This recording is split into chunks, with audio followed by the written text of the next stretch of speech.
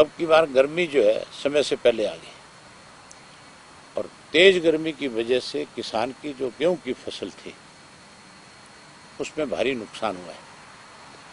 जौ की फसल में और गेहूं की फसल में दोनों में यील्ड कम होगी। 20 मण से लेकर के 30 मण पर एकड़ गेहूं कम निकल रही है। इससे किसान को बहुत बड़ा नुकसान हो रहा है।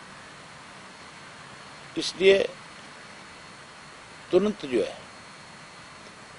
इसमें भी 500 रुपया पर क्विंटल के हिसाब से सरकार को ज्यादा देना चाहिए हर हालत में किसान को, ताकि उसकी भरपाई हो सके। एक बोनस के रूप में 500 रुपये क्विंटल के हिसाब से दें, ताकि जो कमी आई है, जो नुकसान हुआ है, इस नुकसान से आप ये मान के चलो कि किसान की लागत भी नहीं निकल पाएगी। ये तो मतलब जैसे किसी आपदा की वजह से फसल खराब हो जाती है, ये आपदा है हमारे लिए।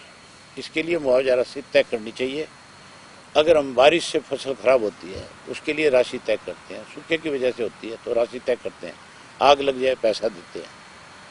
तो फिर अगर इस तरह की आपदा है तो उसके लिए भी पैसा देना चाहिए सरकार को। इसके लिए सरकार को जल्दी से कदम उठा करके किसान को उसमें एक विश्वास पैदा करना चाहिए। किसान की बात करती है केंद्र की सरकार भी। हरियाणा का मुख्यमंत्री तो रोज किसान के लिए अखबारों में बड़े बड़े अपने जो है कंप्लेंट्स देते हैं। तो अब सही समय है उस किसान की मदद करने का। इसी तरह सरसों की जो फसल है जो बारिश की वजह से खराब हुई थी, उनके लिए भी मुआवजा निर्धारित करना चाहिए और तुरंत उनको भी मुआवजा देना चाहिए।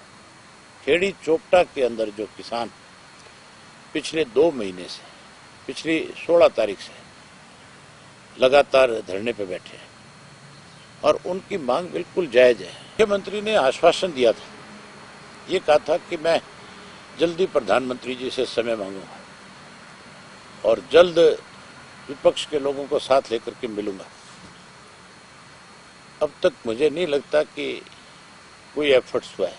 अगर कोई एफर्ट्स हुआ होता तो मुख्यमंत्री की तरफ से आपके पास भी कोई ना कोई सूचना जरूर आती, उनके ऑफिस से आप तक मैसेज आता। आपके पास कोई मैसेज है? आपके पास मैसेज नहीं है तो ये मान के चलो कि उन्होंने अब तक कोई एफर्ट्स नहीं किया। केवल एक दिन का सत्र बुला करके ये कह देना कि हम अपना पक्ष मजबूती के साथ रखेंगे, उस पर आगे बढ़ना चाहिए। एसवाईएल का मुद्दा भी इसी बात से लिंगर ऑन हुआ।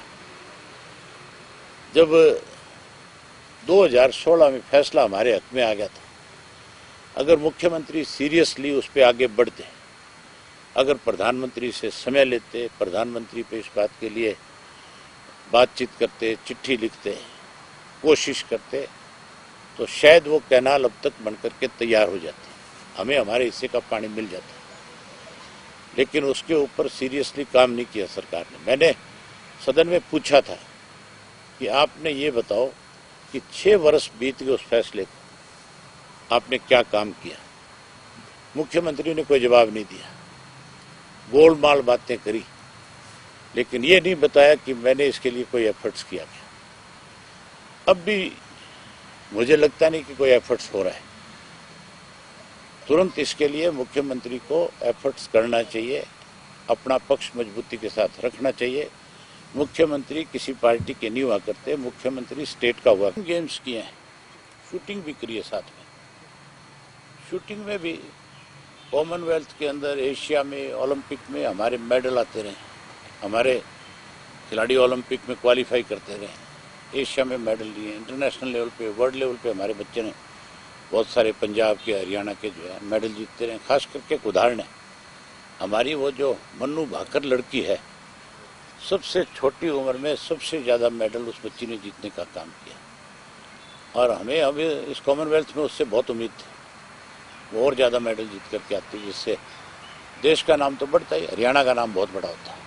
इसी तरह कुश्ती तो हमारा मक्का है, कुश्ती तो मैक्सिमम बच्चे जो है हरियाणा के क्वालिफाई करते हैं, मैक्सिमम मेडल जीत करके आते हैं। तीरंदाजी में भी हरियाणा काफ़ी आगे है। इसके लिए हमारे चीफ मिनिस्टर साहब को सबसे पहले केंद्र की सरकार से बात करनी चाहिए। ये केंद्र की सरकार के लेवल के ऊपर ही इसका कोई समाधान हो सकता है।